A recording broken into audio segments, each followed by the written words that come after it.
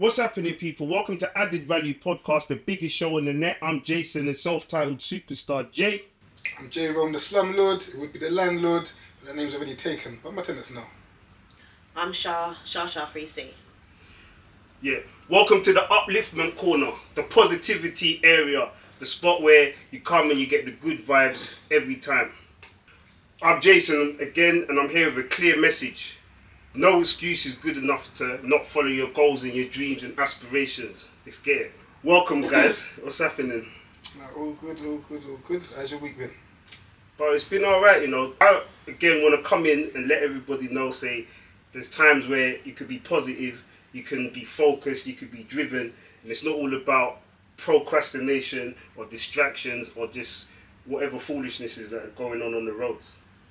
Come over to the Added Value and yeah, let's get it. And I'm here on all of that. However, we get moments where we do get distracted, we do like fall off our game, and kind of find it hard to find a way of how to get back to your goals. So, you know, if it is that, then get discouraged. Yeah, and again, let this be a reminder to follow your goals and your dreams. So for me, this week, because I know we've been talking about idleness this week, so it's been an interesting one for me this week in terms of idleness. So yeah, we'll get into it. Well, I'm coming in straight with a story, you know. So Let's hear it. I'm going back. This is years ago. I don't know, maybe 10 years ago. I was a bus driver. I shout out to the bus drivers. Hear me? You lot might like it, but I hated the job. The job was awful for me, you know what I mean? So I was messing around. But this is to let everybody know you can have a job and be idle and be distracted, you know what I mean? So, boom, finished work now, and I've got a link with my brethren, D, you know who you are. So D's like, yo, Jay, I beg you drop me home. So I'm like, cool. He's like, yeah, but you know I live in Rochester now. I feel like, bro, you lived around the corner. Why are we going to Rochester? Anyway, boom. Flying to Rochester now. Going up there, normal, talking, whatever. I'm excited to see my boy's new spot. We've got to the spot now. We're in Rochester. And then we've pulled up at the house, but he kind of lives like in the basement flat. He's got a basement flat. Gone in there. He's opened the door like all quietly. We've gone in, all shifty. We've gone in now. Anyway, forget that. Walked in, he's got a 2-bedroom apartment. So he's got one room in the front room. Every room is a grow, bro. It's a farm. Bro, I'm in the spot now and I'm thinking, yo, I'm overwhelmed. I don't know what to say to my brethren because this ain't even for me. You know what I mean? I'll be scared. I'm like, so in my head I'm thinking, get me out of there now. So anyway, he's doing his thing, but I'm trying to be calm and cool because obviously if I start worrying, he's going to start worrying that we're both panicking in the building. It's long. Then I'm hearing upstairs, patter, patter, patter, patter, like someone's footsteps. I said, yo, what's upstairs? Mama said, the dentist. I said, big man, what, you don't think the dentist don't know what's going on? Get me out of here now. So I'm telling you, so anyway, he's had to do whatever these people do to try and maintain their thing. And bro, just do it quick because I'm not here. Get me out of here. So anyway, we've got out of there now, and I'm cussing. I'm saying, bro, how you putting me in them situations there and... Didn't even like warn you or nothing. Do you understand? I'm a civilian, bro. I'm a bus driver. Do you know what I mean? So I'm bugged. But that goes back to the idleness and the distractions. My friend, he saw that I'm idle and distracted, and he tried to put me on his path. And that's not it, bro. That is not it. So don't be distracted. And that's not even to say I should even blame my friend. I put it fully on me. You know what I mean? I take accountability and responsibility. Going somewhere I don't even know where the hell I'm going. I knew my man lived on the ends and he's taking me to Rochester or whatever else. So You saying he saw someone that didn't have nothing better to do? He saw someone that had nothing better to do, dog. But because you're friends, maybe he just thought, well, it's Jay, isn't it? No, again, I don't think he was trying to... He weren't trying to distract me or do whatever. He was trying to follow his path and his thing. And he's taking you with him. But he's not thinking. Yeah, he's not... Yeah. But yeah, that's how I know idleness is dangerous. Distractions, they can get you in trouble. Bro, if anything... It could have been a different conclusion. Jakes could have pulled up. Trust me, you're getting whatever. invested now. And I'm telling. I'm telling. Listen. Snitch, yeah? Yeah, Nah, bro. Jay is telling. Bro, I'm telling. I'm And, snitching. I don't give a shit. and do you know what the wickedest thing is? I've never told on anybody in my life. But do you know why? You know, I've never told on nobody. I will never get in, because I've told you early. And you know, Yeah, do you know what? you Let knew me from drop. the get-go. Let me drop Jay home, and let me go and do my thing, because whatever. I'm not built for that. Jay's not about that life. I'm not built. I'm not. It's long. It's long. So yeah, that's my story on how idleness can get you killed. Killed, you know. Yeah, but I have to take it there. Well, I say all that to say, even though you feel like you're on the right path and you're doing the right thing, it's easy to get sidetracked and knocked off whatever path that you're on. Especially if being in that situation made you tempted enough to say, you know what, I want a piece of this. That there could have taken you off your focus. And Yeah, 100%. It's like sliding doors. Yeah, nah. As I said, I feel like this week, as I knew it was going to be talking about idleness, so I've been mindful of it this week. And I think for this week, I've been thinking about it and thinking about my days. But for me, I think there's two elements of idleness. There's idleness, which is obviously the time where you're chilling out, you're doing nothing. But then there's also the flip side of idleness is your production, your productivity side of it. So there's two sides. You've got the idle part and then you've got the productive side. And for me, I've had an interesting week because Monday, I was very idle. Didn't really do much at all. Didn't get nothing done. Ended up 2 o'clock in the morning, up in the morning, thinking, I've got this and that to do. So then that led on to Tuesday. And Tuesday I was very productive. And I feel that's what a lot of issues people have. It's not so much the idleness, but it's the productive side. So it's a challenge where, for me, on my Tuesdays and now, on a productive day, I can be extremely productive. So as I said, 2 o'clock in the morning, I woke up in the middle of the night and I wrote a list. I had so much things to do. I'm sorting out a mortgage, I've got repairs to do at the property, sorting out the party, and there's three other things on the list. But on the Tuesday, I was able to knock out so many things. I was able to be so productive. So the Monday of idleness wasn't even really an issue. So I could chill out, relax and recover. And then Tuesday, I could make it all back up because I could be productive. And the thing is, it's not just about being productive, it's the level and the quality of what I can do. So on my Tuesdays, a productive day, I can actually achieve some serious stuff. And for me, that it motivates me. And it just allows me to accomplish a lot in a short period of time. Where I know back in the day, if you go back 10 years or whatever it is, I have my idle days, but then when I'm productive days, I'm not really doing much. I ain't really got much on. So work, or might read or like I'm trying to be productive, so I might read or something like that. So my idleness becomes more of an issue, and then that's where it becomes more of a danger of distraction. Because say I'm having an idle day, and someone offers me to do something, tells me to go drive to Rochester, it's more tempted because you're not doing anything. I'm not doing anything. And even if I was being productive, what I'm producing ain't going to be of quality anyway. So if it's either I drive to Rochester or I read a book and, cool, I read a book, that's nice, whatever, but it's not, if I don't read a book, it's not really getting me anywhere. Whereas Tuesday now, I can't, if it's either drive to Rochester or sort out mortgage, sort out party, blah, blah, blah, blah, I'm not driving to Rochester. Yeah, but I think, I'm glad you brought that up, because I think there's a difference between taking a respite and idleness. Because idleness, that's when distractions can creep in. But a respite means you're resting, you're taking your mind away from strenuous activity, so when you do go back into them situations, you're more focused. Do you know what I mean?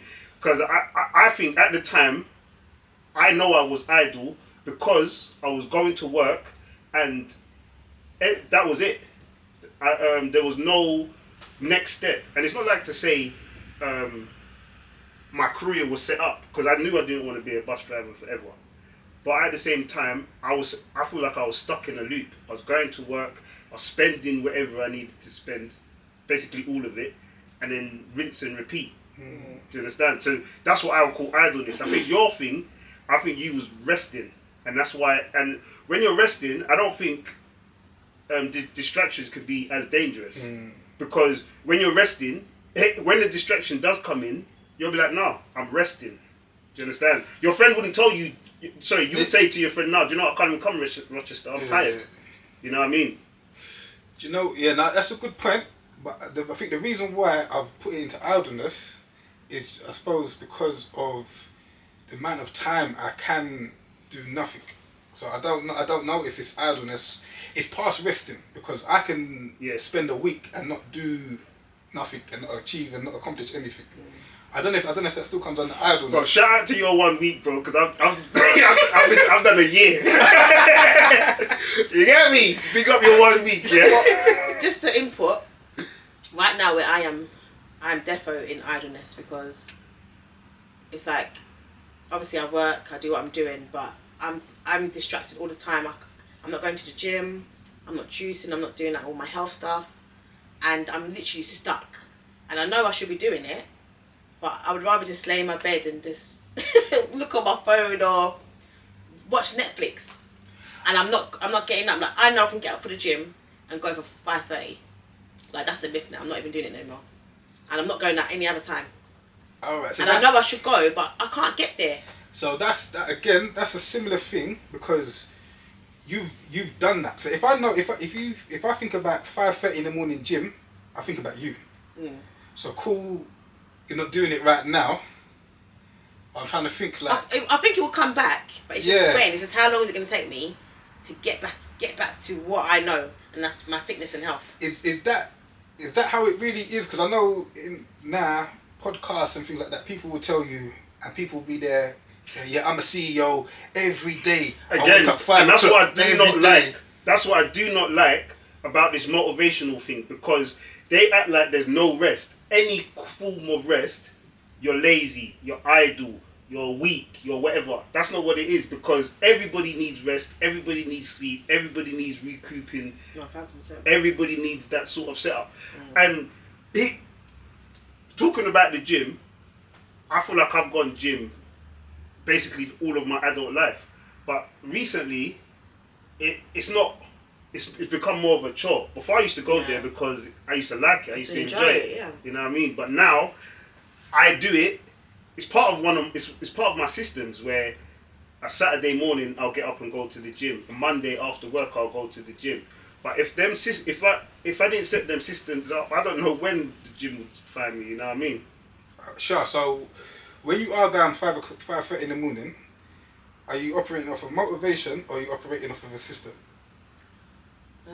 I'll say motivation, because before 5:30, without a doubt, I'll be up in the gym, and I work out till I got to go back home to log in. So it's just pure. I don't know if it's this laziness now, if it's too cold outside, or I don't know. I would say it's distractions, because when I wake up, and the thing is, I'm up at 5-6 o'clock sometimes, and I roll over, I pick up my phone, and now I'm flicking through the phone and on Instagram. Have you done the 5:30s in the winter? Have you done them? Yeah. So what would you say the difference is between this period now and that period where you was getting at 5:30 in the morning in the winter and going gym? I don't know. I feel like I'm just stuck. I'm stuck in a rut. Stuck. I don't know how to get out. Well, that's where I am right now. I've been reading Atomic Habits. I sent it to you, and I think you lot should get into it. Oh, is it? But the quote said, "You don't rise as high as your goals. You fall as low as your systems." And that hit me hard, because obviously we've all got systems. We wake up in the morning, we brush our teeth, we look presentable, we go to work. Those are our systems to make sure we're groomed and we're earning money. But I feel like there needs to be extra systems to make sure we're on top of our fitness, we're on top of our mental health, we're on top of sorting out our family, we're on top of, you know what I mean? We have to create them systems, and that's what my next step is. I'm going to start creating new systems now to make sure I'm on top of things, because you don't rise as high as your goals, you fall as low as your systems. So that's a good. So Shah, I think going to the Atomic Habits. So as I asked you, when you was doing it, was it as motivation or a system? And as you said, it was both, I suppose. It was motivation. I had a system in place, but I was also motivated by the fact that I enjoy going to the gym. I enjoy like coming home making a smoothie. Like that was my thing. So, I'm about health and fitness. So using Atomic Habits, it would say so. The system part of it in terms of Atomic Habits would be cool. Your ultimate goal is to wake up 5:30 and go gym, but the system would be when you wake up 5:30. Yeah. Even if you just go and you get up out of your bed and you just touch your front door. That's the only, that's a minimum. So that your habit ain't getting waking up and going gym. Your habit is waking up and touching the front door. Yeah. Whether you go back in the bed, then you go back in the bed. But that first week, the week one is you wake up 5:30, you touch the door. Whatever you do, you go gym or you jump back in bed, whatever it is. Second week, then you touch the door. And then you add something else to it. Go to the lift. Yeah, yeah, that's a good one still. Because if you go to the lift and you go back to bed, that's Listen, last week, I thought I tried to put that's it, I'm going gym. Put my gym gear on, left the house, drove the car, and I thought, oh, let me quickly return this parcel. Went to the parcel shop, returned my delivery, come back out, and I thought, oh, it's really cold, you know. I went back home. That's you're a rat. That's a rat. They call that one a rat still. I went back home. I didn't even make it to the gym. Yeah, but we all get into cycles as well, you know, because you eat junk food, you get lazy, you don't go to the gym, you wake up late, like, and you go back to waking up tired because you ate junk food. You're not even probably not getting good sleep. Go in bed late as well. And go in bed late, and then Netflix, like you said, kicks in. Netflix. You're on. Joe, do you know how many times I'm sitting there and I've been scrolling, and then I feel no way I've been sitting there for an hour and a half scrolling. Oh, listen. No, it's embarrassing. It's embarrassing. I'm not even gonna lie. No, it's actually really bad. We literally need to. I've even got an app on my phone to tell me how much hours I spend on WhatsApp, social media, and that still doesn't even say, "Shah, come on, fix up." Well, my new things is what I've been trying to do now is say my goals out loud. You have to verbalize them so you can hear them, and then how you address yourself as well. Because remember, even before we started shooting, I said I don't drink no more. Yeah. I don't say that because I will never drink again. But if I had to say, I'm not a drinker, that's my identity now. So when I do have one or two sips, I remind myself, hold on a minute. You're not a drinker. I'm not a drinker. And it cuts down my drink. I'm not... Does that work though? Because I say, well, I don't say that, but I always say I need to stop drinking. No, even... Yeah, but that's no. That's what I'm saying. The language... That's what I'm saying. The language has to be accurate. Yeah. I am not a drinker. So when I do sip, that comes out of my character now. Okay. You know what I mean? It's not. What did you say? I'm trying. No, I'm trying to stop. Yeah, no. Yeah, it's a definitive. It's a basic. I don't drink. Yeah, I don't. I don't drink. Don't give me that. Don't watch this drink that's right there in front of me. Don't watch that. But yeah, I think we touched on 2 points there. So in terms of you said verbalizing it. So I think for some people it's verbalizing it. Other people it's writing it down. Visual, yeah. So maybe like a vision board. Yeah. Because I've got one. Actually, no, I threw it away. But yeah, maybe I should make a new vision board and. Oh, you're in a real rap. You need to get the vision board back. So listen, get my vision board back and get like some sort of routine. But this is Added Value Podcast. Regardless of what is happening, you have to big up yourself because you're here and we're growing and we're learning, and every day is a school day. You get me? It's upliftment. So yeah, I think we've touched on 2 points there. So in terms of verbalizing, writing down, in terms of your goals, what you want to achieve, and then the first one we touched on in terms of what was the first one we touched on? Say? What, the idleness, distraction? No, in terms of what you can do to help yourself. What did you say? Speaking out. What was the first thing we touched on? We just talked about writing down your goals. Verbalizing it. Oh, vision. Visual. What's the first point? But the first point I said is you have to visualize your goals. It's coming. No, I can't. I don't even cut that bit. But what are you talking about, Jay? We touched on a helpful tip. What was the first tip we touched on? You said... Oh, systems. Systems, thank you. Yeah.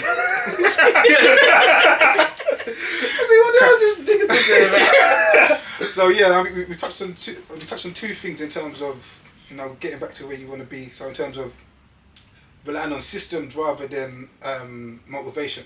So putting systems in place. So But motivation dies quickly. yeah. So you got to put them systems in place, and it's simple systems. It's not complex systems. As I said, it's waking up, touch the door, and then you build on your systems from there. Then we touched on in terms of either verbalizing your goals or writing down your goals, vision board, whatever it is. But I'd say a third one is, and again it goes back to Atomic Habits, is make your bad habits hard and make your good habits easy. So you're talking about in terms of Netflix or Instagram. Yeah. So it's about making it hard. So obviously at the moment you can just pick up your phone, Yeah. boom, and Instagram straight on. So whether it's Delete the app and watch deleting it it, through the browser or whatever else. there's Yeah. many different things you got to do. My friend was saying to put the phone far away from me. part of the room. So I have to get up out of Yeah. my bed to go get the phone, which then means I'm up now. So now I can go, brush my teeth, make a cup of tea. Do you know what the most important one is? Is actually know your goals. Some people Yeah, are but maybe... even knowing your goals, it's still hard. It's still not. Yeah, but imagine not even knowing your goals.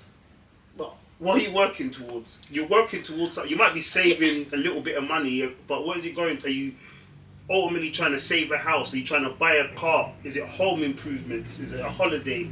Know your goals. I think some people have them thoughts of, okay, let me save money. But I don't think some people even have I want to buy a house or I want to buy a car. They just want to save money.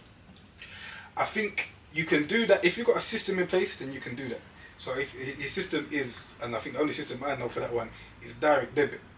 You mean standing order? Standing. Oh yeah, sorry, standing Yeah, order. pay direct yourself debit. first. Pay yourself first. Pay yourself. I can't even remember if that's Rich Dad Poor Dad. That is definitely Rich Dad Poor Dad. Pay yourself first. So for me, and reading that book, I've reframed my mind. Not fully do it, but I've reframed my mind in terms of how much I get paid. So cool, you can say how much you get paid, and that's your. When people say how much you get paid, you tell people your pre-tax amount, which obviously ain't what you don't receive that because it gets taxed. But then really, what Rich Dad Poor Dad says is what you get paid is what you pay yourself. Yeah. Because really, when you get your check and you pay your rent or you pay your mortgage, still you not pay your paying food, yourself. that's not your money. Mm-mm. So when cool, you see your check, but that's not your money. That's your landlord's money.